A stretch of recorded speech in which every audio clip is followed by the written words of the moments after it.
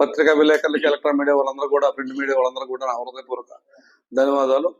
ఈరోజు మేమందరం కూడా నెల్లూరు జిల్లా, నెల్లూరు రూరల్ కాన్స్టిట్యున్సీలో ఉన్న ఎస్సీ, ఎస్టీ, బీసీ, మైనార్టీ నాయకులు అందరూ కూడా ఈ పత్రికా విలేకరుల సమావేశం ఏర్పాటు చేయడం జరిగింది. ఎందుకంటే జగన్మోహన్ రెడ్డి గారిని నిన్న విడుదల చేసినటువంటి మేనిఫెస్టో గురించి ఎస్సీ, ఎస్టీ, బీసీ, మైనార్టీల యొక్క అభివృద్ధిని,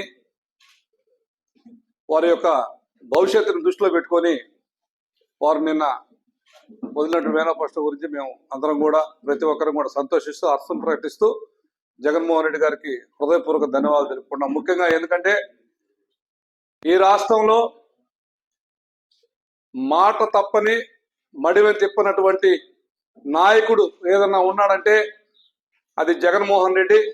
ఎందుకంటే యావత్ భారతదేశం మొత్తం కూడా, సాక్షాత్తు దేశ ప్రధాని మోడీ కూడా వాలంటీర్ వ్యవస్థని ప్రతి ఒక్క ముఖ్యమంత్రిగా జగన్మోహన్ రెడ్డిని ఆదర్శంగా తీసుకోవాలని చెప్పడం జరిగింది.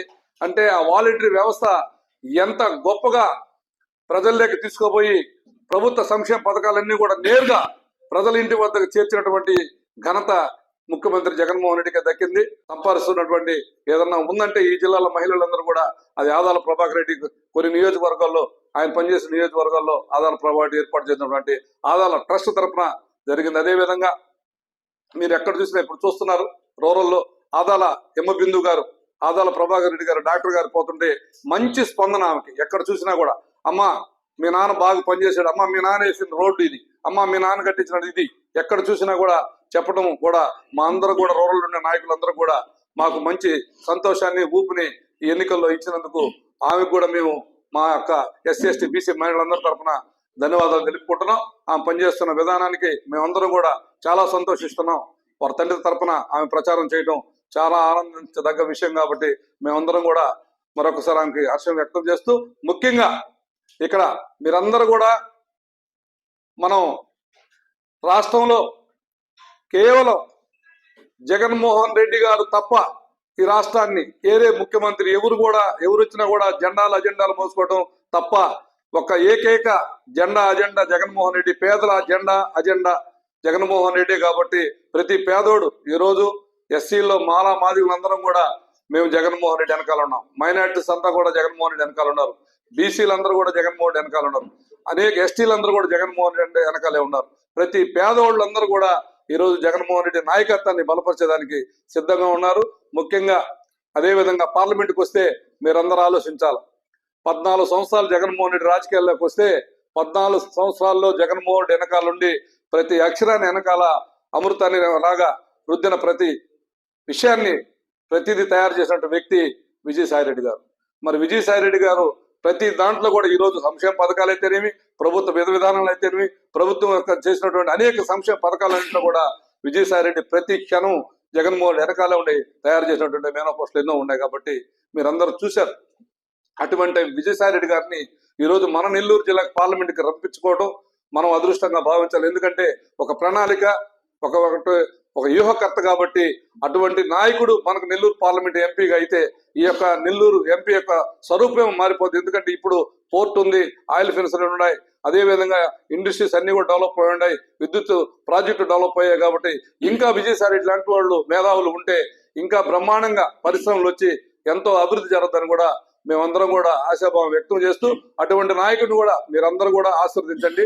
ఆయన పార్లమెంట్ సభ్యులుగా, అదేవిధంగా 7 మంది పోటీ చేస్తున్నటువంటి ప్రతి ఒక్కరు కూడా, ఆత్మకూరు నుంచి విక్రమరెడ్డి, సరేపల్లి నుంచి కాకాని గోవర్ధన్ రెడ్డి గారు, నెల్లూరు రోడ్ నుంచి ఆదాల ప్రభాకర్ రెడ్డి గారు, కోవూరు నుంచి నల్లపరెడ్డి ప్రసన్న కుమార్ రెడ్డి గారు, అదేవిధంగా కావలి నుంచి రామిరెడ్డి ప్రతాప్ రెడ్డి గారు, అదేవిధంగా కందుకూరు నుంచి బుర్రా మోహన్ యాదవ్ గారు, అదేవిధంగా ఆత్మకూరు నుంచి విక్రమరెడ్డి గారు, అదేవిధంగా ఉదయగిరి నుంచి మేకపాటి రాజారెడ్డి గారు, ఇటువంటి వీరందరూ కూడా ఈ జిల్లా ప్రజలు ఆస్వాదించాల్సిన అవసరం ఎంతన్నా ఉంది. ఎందుకంటే ఎక్కువ ఈ జిల్లాలో ఎస్సీ, ఎస్టీ, బీసీ, మైనార్టీల యొక్క ప్రాధాన్యత ఎక్కువ ఉన్నటువంటి జిల్లా నెల్లూరు జిల్లా. కాబట్టి రాజకీయ చైతన్యం కలిగిన జిల్లా కాబట్టి మనందరూ కూడా ఎప్పుడు కూడా ఆలోచించి జాగ్రత్తగా ఓటేస్తాం. కాబట్టి మనకు పనిచేసే నాయకుడిని ఎన్నుకునే దాంట్లో ఎక్కడ కూడా వెనకంజ వేయం. కాబట్టి మనం దయచేసి ప్రతి ఒక్కరు కూడా ఆలోచించి రాబోయే ఎన్నికల్లో 2024 మే 13వ తేదీ ప్రతి ఒక్కరు కూడా ఫ్యాన్ గుర్తుకు ఓటేసి అత్యధిక మేరతో ఈ రాష్ట్ర ముఖ్యమంత్రి జగన్మోహన్ రెడ్డి గారిని మళ్ళా రెండోసారి ఎన్నిక చేసుకొని ప్రతి ఒక్కరిని కూడా శాసనసభకి నెల్లూరు జిల్లా నుంచి 10కి 10 సీట్లు పంపించి పార్లమెంటు 2 పార్లమెంట్లు ఇటు తిరుపతి పార్లమెంటు నెల్లూరు పార్లమెంటు కూడా మాకు విజయాన్ని ఇవ్వాలని ప్రతి ఒక్కరిని కూడా ఓటర్ని మేమందరం కూడా ఎస్సీ ఎస్టీ బీసీ మైనార్టీ నాయకులందరూ తరఫున హృదయపూర్వకంగా అర్థిస్తూ సెలవు తీసుకున్నాం. పొందపరిచాము, చేయలేనిది ఇందులో లేదు అని చెప్పి కులంకుశంగా చెప్పినటువంటి సందర్భం మనం చూసాం. స్థిరత్వం కోల్పోయిన చంద్రబాబు నాయుడు గారు పూటలో నిర్ణయం, రోజుకో మాట మాట్లాడే చంద్రబాబు నాయుడు గారు ఆయన అధికారంలో వస్తే 65 లక్షల పథకాలు ఏదైతే ఈ రాష్ట్రంలో పేద ప్రజలకు అందుతున్నాయో అందులో 30 లక్షల వరకు తీసేసిన ఆశ్చర్యపోవాల్సినటువంటి అవసరం లేదు అని చెప్పి ఈ రాష్ట్ర ప్రజలకి గుర్తు చేస్తా ఉన్నాం. కేంద్ర మంత్రి అమిత్ షా గారు, ఈ భారతదేశానికి హోంమంత్రి అమిత్ షా గారు, అదే విధంగా పీయూష్ గోయల్ గారు, బీజేపీ పీయూష్ గోయల్ గారు చంద్రబాబు నాయుడుతో భేటీ అయి 4% రిజర్వేషన్ ఏదైతే ముస్లింలకు ఉందో అది తీసేస్తాము అని చెప్పి బహిరంగంగా చెప్తున్నటువంటి వ్యాఖ్యలు ఈ బీజేపీ టీడీపీ పొత్తు పెట్టుకుని ఈ రాష్ట్రంలో తెలుగుదేశం పార్టీ తరఫున పోటీ చేసే ఏ అభ్యర్థి అయినా దీన్ని ఖండించే ధైర్యం ఉందా అని చెప్పి ఈ రోజు ముస్లింలుగా మేము అడుగుతా ఉన్నాము. జగన్మోహన్ రెడ్డి గారు ఇది పేదలకు పెత్తందారులకు జరిగే పోరాటం అని చెప్పి ఎస్సీ ఎస్టీ బీసీ మైనార్టీల ప్రభుత్వం జగన్మోహన్ రెడ్డి ప్రభుత్వం అని చెప్పి పోటీలో ఉన్నారు. చంద్రబాబు నాయుడు ముస్లింలకు 4-5 ఏళ్ళు ఎట్టి చాకరీ చేయించుకొని ఆయా నియోజకవర్గాల్లో వాళ్ళ గొంతు కోసి ఇతరులకు టికెట్లు ఇచ్చారు.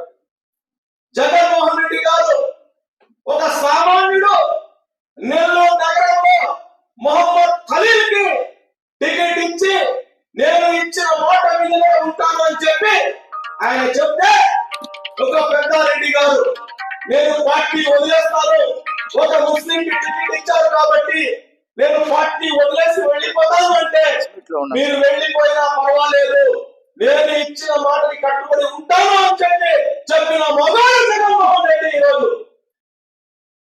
మరెన్నో వీడియోల కోసం మా ఛానల్ ని సబ్స్క్రైబ్ చేసుకుని పక్కనే ఉన్న బెల్ ఐకాన్ ని క్లిక్ చేసి యాక్టివేట్ చేసుకోండి.